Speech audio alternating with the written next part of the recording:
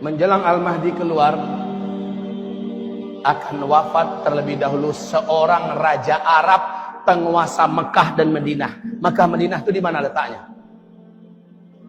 Saudi, bukan di Kuwait, bukan di Uni Emirat Arab, di Saudi.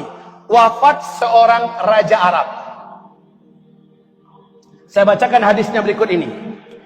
Yaqtatilu inda kanzikum salatah. Apa arti salatah? Akan saling bergaduh, akan saling ribut, akan saling bercanggah, akan saling bertengkar, jatuh menjatuhkan, bahkan mungkin mengarah kepada perang. 3 orang putra khalifah atau putra raja ketika meninggal seorang raja pemimpin Makkah Madinah, la yasiru ila wahidin minhum, tidak seorang pun dari mereka bertiga itu yang benar-benar akan memimpin Makkah Madinah. Sebab apa? Rasul bersabda, kepemimpinan Makkah Madinah akan langsung digenggam dan dipegang oleh keturunan kandungku dari Ahlul Baitku, Al-Mahdi. Raja apa yang meninggal di Arab Saudi kemarin? Raja Abdullah, dalam usia 90 tahun, bulan Januari 2015. Yuk kita lihat pendiri Arab Saudi modern, namanya Raja Abdul Aziz bin Saud. Nah, beliau ini punya istri yang sangat banyak. Dari sekian istrinya, 4 orang yang resmi menjadi permaisuri kerajaan. Dari 4 orang ini lahirlah putra-putra dan putri-putri. Yang putra-putra inilah yang diangkat sebagai putra mahkota kerajaan. Jumlah mereka ada 12. Perintah beliau yang sekarang menjadi undang-undang yang tidak boleh dirubah di Arab Saudi adalah tidak boleh menjadi raja di Arab Saudi siapapun para cucu selama putra-putra mahkota masih hidup. Jadi yang menjabat sebagai raja haruslah putra mahkota. Sekarang kita hitung dari yang keempat, Pangeran Faisal, yang akhirnya menjadi Raja Faisal. Faisal meninggal dunia dengan cara dibunuh oleh keponakan kandungnya sendiri dari jarak 3 meter, ditembak. Dar der dor, keponakan kandungnya sendiri yang membunuh, yang baru pulang dari Washington. Setelah Faisal meninggal, digantikan oleh saudaranya Khalid, Pangeran Khalid. Khalid meninggal, digantikan oleh Fahad. Fahad meninggal, digantikan oleh Abdullah. Aha, Abdullah inilah yang menjadi tema kita sekarang. Abdullah, tahun 2008. Dia sudah divonis oleh seluruh medis internasional, dianggap sudah mati secara medis. Artinya hidupnya sudah bergantung seluruhnya kepada obat-obatan dan peralatan medis. Nggak mungkin bertahan lama hidup. Ini menurut medis ya. Tahun 2008 itulah beliau membaiat 3 putra mahkota, yaitu saudara-saudaranya yang akan menjadi raja setelahnya secara berurutan. 3 orang serentak dibaiatnya. Siapa? Pangeran Sultan, Pangeran Nayef, dan Pangeran Salman. Urutannya adalah Sultan yang pertama.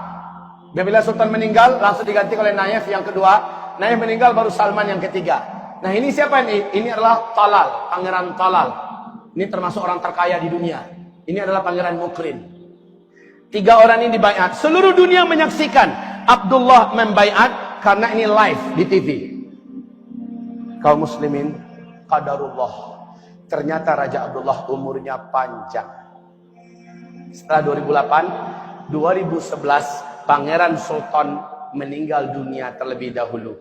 Menyusul Pangeran Nayef, tanggal 16 Juni 2012 Pangeran Nayef meninggal dunia di London karena penyakit kanker. Abdullah masih hidup. Raja Abdullah baru meninggal bulan Februari 2015. Coba lihat 2 calon pengganti beliau dan meninggal duluan. Beliau masih hidup. Berapa orang sisanya berarti? 3. Salman, Talal, dan Mukrin. Dalam hadis bagaimana? Wafat seorang raja Arab, penguasa Mekah dan Madinah. 3 orang putra mahkota selepas beliau akan saling gaduh dan ribut sesama mereka.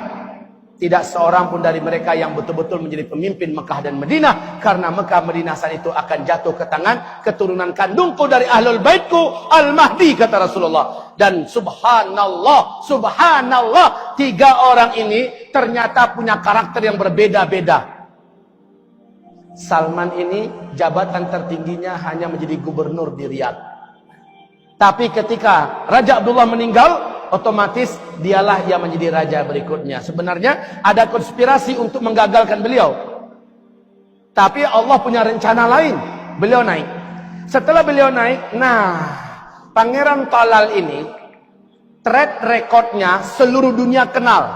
Mentang-mentang berduit, mentang-mentang kaya raya, tidak ada jenis dosa dan maksiat yang gak dibuatnya.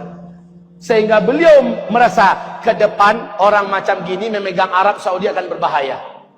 Pangeran Talal dihapus namanya oleh Raja Salman dari anggota keluarga kerajaan dan diusir. Jangankan untuk menjadi raja berikutnya, dianggap sebagai keluarga kerajaan saja sudah tidak dianggap lagi. Sementara Mukrin, Salman juga tidak ingin menjadi raja berikutnya adalah Mukrin. Sebab apa? Sebab otak, hati, daging, darah, dan jiwa si Mukrin ini berloyalitas sepenuhnya kepada Yahudi dan Amerika. Salman tidak ingin penguasa Arab berikutnya orang macam Mukrin.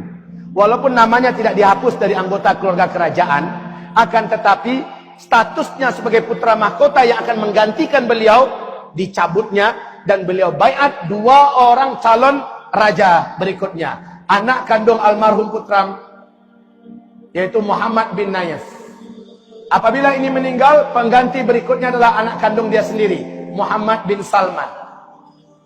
Ini sudah dibaiat 3 bulan setelah beliau naik menjadi raja. Tentara bayaran bisa dibeli, senjata bisa didatangkan, kekacauan bisa diadakan. Betul tidak? Benar kata Rasulullah. Hari ini Pak, di tubuh kerajaan Arab Saudi sudah mulai kuat-kuatan. Ini sudah mulai membuat kubu, ini membuat kubu, dan duit bermain. Pasukan-pasukan bayaran sudah mulai disewa di mana-mana, chaos dan keributan dirancanakan. Susah keadaan Raja Salman sekarang ini Bapak. Sudah ada rencana perebutan kekuasaan, bahkan ada upaya memberacun